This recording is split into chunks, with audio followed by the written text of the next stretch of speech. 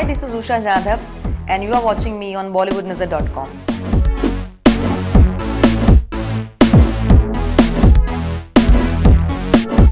बात बड़े पर्दे की हो या छोटे पर्दे की, शॉर्ट फिल्म्स की हो या फीचर फिल्म्स की, इन्होंने अपने आप को हर जॉनर में साबित किया है। यहाँ तक कि इन्हें इनकी एक्टिंग के लिए नेशनल अवार्ड का खिताब भी दिया गया था। जी हाँ, हम बात कर रहे हैं multi talented actress Usha Jadhav की। उषा, सबसे पहले आपका स्वागत है बॉलीवुड नजर पर। Thank you so much. सबसे पहले हम जानना चाहेंगे आपकी करियर की, कि आपने शुरुआत किसी की अपने करियर की? वेल, एक्चुअली मुझे बचपन से ही एक्ट्रेस बनना था। जब से स्कूल में थे तब प्लेस करते थे। When I was in 7th एक प्ले के लिए मुझे ना बेस्ट एक्ट्रेस का अवार्ड मिला था and that was my first point where I thought कि मुझे एक्ट्रेस ही बनना है ज़िंदगी में। तो वहाँ से सोच की शुरुआत हुई और एक्चुअली मेरी पहली फिल्म थी ट्रैफिक सिग्नल, मधुर भंडारकर की। तो वो मेरी पहली फिल्म थी और वहाँ से मेरी फिल्म की जर्नी शुरू हुई। जैसे कि एडवर्टाइजमेंट से आपने अपने करियर की शुरुआत की है, काफ़ी सारे ऐड में भी हमने आपको देखा है। तो ऐड के बाद आपको फिल्मों के ऑफर कैसे मिले? ऐड के बाद फिल्मों के ऑफर नहीं आए। एक्चुअली पहली फिल्म ही ट्रैफिक सिग्नल थी। फिर उसके बाद क्या हुआ कि सब छोटे छोटे रोल्स ऑफर करने लगे थे, लेकिन मुझे वो करना नहीं था। तो मैंने 1-2 पिक्चरें की छोटे छोटे रोल्स में, लेकिन उसके बाद मैंने डिसाइड किया कि मुझे ये नहीं करना, क्योंकि मैं ये करने के लिए नहीं आई हूँ या फिर मैंने ये सपना नहीं देखा है।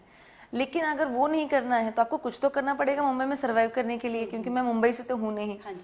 टीवी में ट्राई किया था, वहाँ पे भी कुछ हुआ नहीं था। तो वहाँ पे कॉम्प्लेक्शन की वजह से, बिकॉज टेलीविजन में सारे गोरे लोगों की ज़्यादा ज़रूरत थी उस वक्त के टेलीविजन में, तो करेक्ट कलर की वजह से टेलीविजन में भी काम नहीं मिला था। तो सर्वाइव करने के लिए कोई तो एक ऑप्शन चाहिए, कुछ तो काम करना चाहिए। तो ऐड का ऑप्शन डिस्कवर किया था कि चलो ठीक है, एटलीस्ट 10 से 15 ऑडिशन हम अगर देंगे तो एक में तो कहीं ना कहीं काम मिल जाएगा। तो वैसी कोशिश शुरू थी मेरी and that's how I started getting ads. मेरी पहली कमर्शियल थी हेड एंड शोल्डर शैम्पू की, प्रीति जिंटा के साथ थी वो कमर्शियल। फिर उसके बाद से मैंने आराम से 20-22 कमर्शियल्स किए। सो एटलीस्ट सर्वाइवल के लिए मेरे पास कुछ तो एक ऑप्शन था। लाखों में एक सीरियल, उसमें आप एक एपिसोड में नजर आई थी, तो ये आपको कैसे ऑफर हुआ? लाखों में एक अनंत जी डायरेक्ट कर रहे थे, अनंत महादेवन, और मुझे ऑफिस में बुलाया था और उन्होंने मेरी एक शॉर्ट फिल्म है गाली और मेरी केबीसी की ऐड, केबीसी 6 का जो प्रोमो था, वो दोनों उन्होंने देखा और उनको देख के बहुत पसंद आया एंड ही सेड कि नहीं, यही करेगी ये एपिसोड। अब बॉलीवुड के कई मूवीज पे ट्रैफिक सिग्नल, स्ट्राइकर्स जैसे मूवी में आप नजर आई थी, तो हम जानना चाहेंगे बड़े पर्दे और छोटे पर्दों का लाइट, कैमरा और एक्शन कितना अलग होता है? बड़े पर्दे का और छोटे पर्दे का लाइट कैमरा एक्शन एक्चुअली बहुत डिफरेंस होता है, क्योंकि टेलीविजन इज़ अ टेलीविजन और वहाँ पे आपको बहुत कम समय में चीज़ें करनी है। मतलब अगर डेली सोप कर रहे हो या फिर कोई टेलीविजन का एक है तो 4-5 दिन का वक्त है, आपको उसमें एक एपिसोड निकालना है, तो बहुत फास्ट होती हैं चीज़ें, बहुत मैकेनिकल हो जाती है कभी कभी चीज़ें। वैसे फिल्मों में नहीं, क्योंकि film is like a book, जो एक बार बन गई, and television is like a newspaper जो डेली आता है। So that's a difference. तो इजी काम करना किसमें, छोटे पर्दों पे या बड़े पर्दों? किसी में भी नहीं है। साथ ही साथ मराठी मूवीज के लिए भी काफी जानी जाती है। 2012 में जो आपकी मूवी आई थी ढक, उसके लिए आपको काफी लोगों ने सराहा था और आपको नेशनल अवार्ड भी मिला था इस मूवी के लिए। तो क्या रिएक्शन था जब अवार्ड मिला था, लोग इतना सराहा रहे थे आपको? मैं बहुत ज़्यादा खुश थी उस वक्त जब नेशनल अवार्ड अनाउंस हुए थे। That was my life's greatest moment अभी तक का।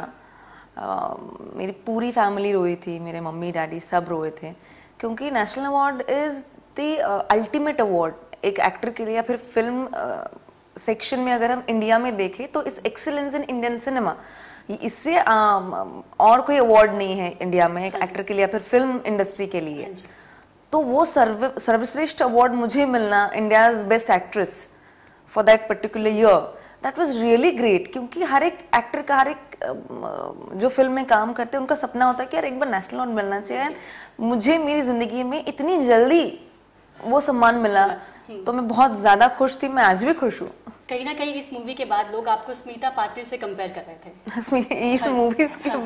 इस मूवी के पहले से लोग कंपेयर करते हैं। Actually what has happened, Goa film festival था 2012 में जून में, और वहाँ सही परांसो मैम थी, जिन्होंने स्मिता पाटिल शबाना आजमी सबको डायरेक्ट किया, चश्मे बद्दू जैसी कथा, स्पर्श, ये सारी फिल्में डायरेक्ट की है उन्होंने, and she was there and उन्होंने धक देखी थी उस वक्त। That was the first screening, और स्क्रीनिंग ख़त्म हुई और वो एटलीस्ट एक 5-10 मिनट वेट कर रही थी मेरे को एक्टर ने आकर कहा कि रे सही मैम आपसे बात करना चाहती है, चलो बाहर, थिएटर के बाहर मैं गई तो उन्होंने कहा था सबसे पहले कि मुझे इतने सालों बाद वो जो स्मिता पाटिल, वो स्मिता और शबाना और दीप्ति का जो कैलिबर था वो मुझे तुम में दिखा, तो वहां से इट स्टार्टेड एक्चुअली। तो कैसा लगता है जब कॉम्प्लीमेंट्स मिलता है? खुश होती हूँ बहुत, but she is a legend यार। कई सारी शॉर्ट मूवीज में आपने काम किया, जैसे गाली, मुंबई ट्रायोलॉजी, तो यहाँ का एक्सपीरियंस कैसा रहा? शॉर्ट फिल्म्स एक एक्सपेरिमेंट होता है एंड जैसे एक एक्सपेरिमेंट के तौर पे मैंने उसको किया था उस वक्त। 2012 में आप अमिताभ बच्चन के साथ कौन बनेगा करोड़पति के एडवर्टाइजमेंट में नजर आई थी, और साथ ही साथ उसके बाद तुरंत आप भूतना रिटर्न्स में भी नजर आई थी, तो ये कनेक्शन कैसे हुआ?